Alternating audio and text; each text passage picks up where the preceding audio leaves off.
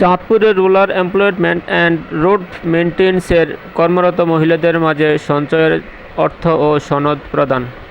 জাগো চাঁদপুরের একটি desk report.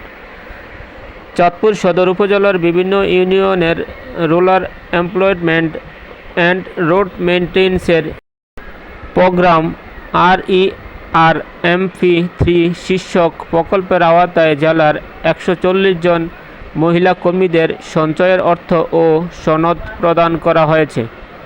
বুধবার সকাল 10টায় চাঁদপুর সদর উপজেলা পরিষদের হলরুমে সঞ্চয়ের চেক বিতরণ অনুষ্ঠানে উপজেলা প্রকৌশলী মোহাম্মদ রেজাউন নবীন এর সভাপতিত্বে CO community organisation Mohammad Rafiqul ইসলামের সঞ্চালনায় অনুষ্ঠানে প্রধান অতিথির বক্তব্য রাখেন চাঁদপুর সদর উপজেলা নির্বাহী কর্মকর্তা সাকওয়াত জামিল সৈকত। এ সময় তিনি বলেন, কারণ আমি আজকে উপার্জন করলাম 100 টাকা, তাহলে আমার উচিত হবে পুরো 100 টাকা খরচ না করা।